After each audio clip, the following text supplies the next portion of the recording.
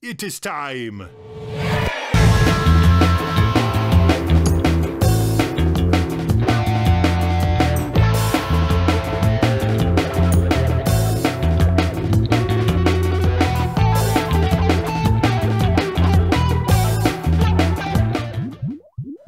All right, we are back with Galaxy Jams Reacts with special guest Brian from Dogs in a Pile. Having a good time, just listening to music, hanging out. Hey. Check out some tunes. And I want to take it back with a good Steely Dan song. It's a live version from appearance they did a midnight special. And they were founded in 1971. This was released in 1972. Of course, Walter Becker, who is on guitars, bass, and backing vocals for the actual recording. Donald Fagen, keyboard and lead vocals. And they kind of, flipped around with a bunch of different people. I do believe the singer, I can't remember his name right now off the top of my head, but he sang for a while because Donald Fagen really didn't feel comfortable singing live. But later on, he ended up taking the vocals because Guy ended up leaving the band. So, but this is a classic song, Steely Dan, "Do It Again" on Galaxy Jams Reacts. The Midnight Special, Bert Sugarman. I swear to God, I thought that was like the actual voice. EJ's good at that.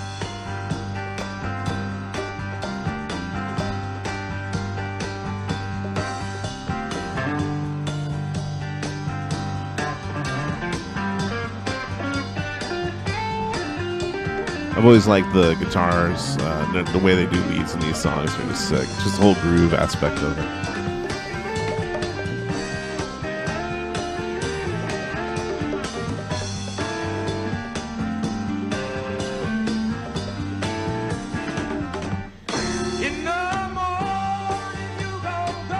This is such an iconic song.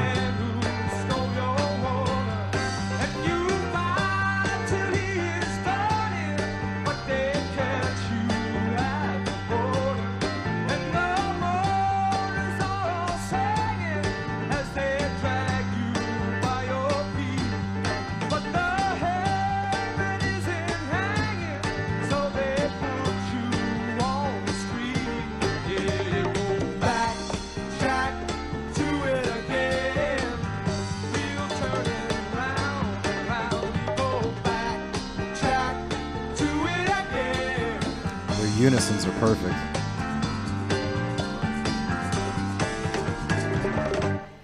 When you know she's no high climber, then you find your only friend in a room with your two-timer, and you're sure you'll be I don't know how anyone in the audience is sitting.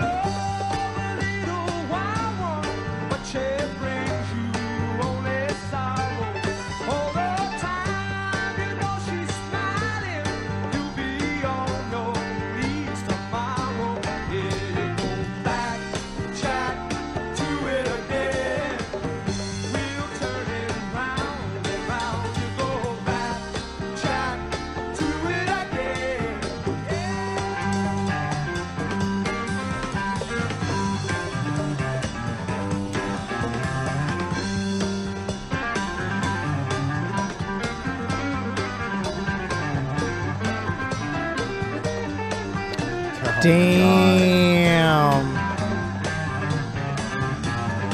Talk about making it look effortless. Wow.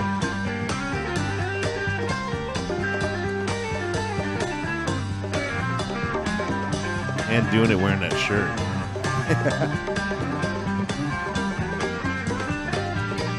Yeah, I can't tell what's louder. Answer his beard. What's his name? Walter I definitely Becker. know his playing. Walter Becker. Well, that's Walter Becker playing? Yeah, that's from 71. Oh, yeah. wow. Is he really? Yeah, so what do you think? I didn't recognize him. That's, yeah. I mean, it's a pretty classic song. You've heard it before, right? Yeah, I think I've heard like parts of it before, but never the whole thing. This song gets a lot of playtime for us back home. Sam Lewis did, Sam is our Steely Dan ambassador. He got everybody into Steely Dan. Oh yeah, But is it all the time? Just so classic, and they're still playing out there. They're still playing around. and they I think it was who was it? It was a really funny Pete Davidson and a story about him going to the show with one of the writers from Saturday Night Live, and they got him to go out to the show, and John Mulvaney, and Pete the whole time Pete was like, they were all sitting down. Everybody was sitting down. This is what reminded me of what you were talking about. I can't believe everybody's sitting down.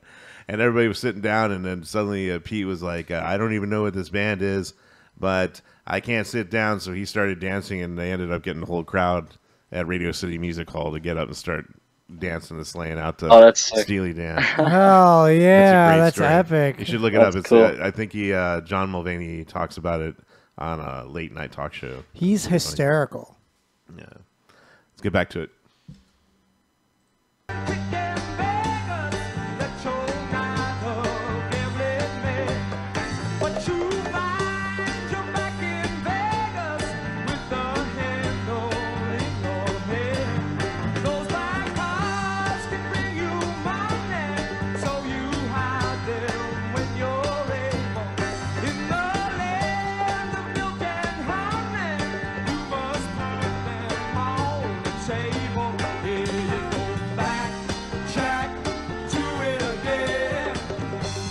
The guy on the right has a very large mouth. He does. That's Fagan, right? Yeah, it's Donald Fagen.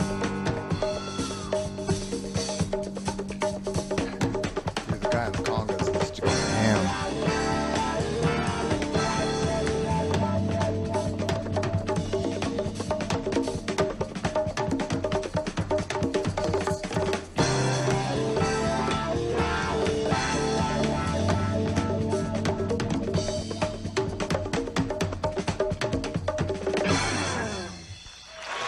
He's sick. What a scorcher. Smoking. Yeah. Oh yeah. Yeah, so you said you're a band member, introduced you to some Steely Dan. Is there any other Steely Dan that sticks out that you really like?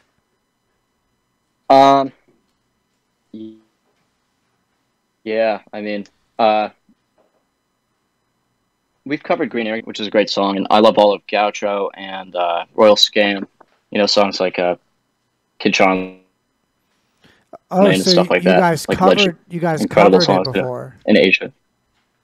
Oh yeah, Asia. Oh, Yeah. that's so A couple of sweet. tunes. Sam knows how to play every single one, I'm pretty sure. Oh wow. Nice. And there are a lot of people, most people out there like apparently can't figure out the chords like exactly, like a lot of like Steely Dan songbooks that are out there, like the chords are not completely correct. So Sam's like super into like decoding them like crazy and like letting everybody know what's going on, Definitely. There's another guitarist out there too that's kind of like that, Nick Drake, who he played in his own tunings, and it's really, really hard to figure out. There's no songbooks for him really, and there might be now, but there wasn't. He was kind of like one of those guitarists who had a little bit of fame and then all of a sudden became really famous posthumously. He played in these weird tunings to get the sounds that he wanted, and it was really hard for people to figure it out. That kind of reminds me of video game guides, because before the internet, you had to like either know it or like have a friend that beat it, or then like you would go to the one website and have to like print it out and then look, you know what I mean, and play when it's right next to you.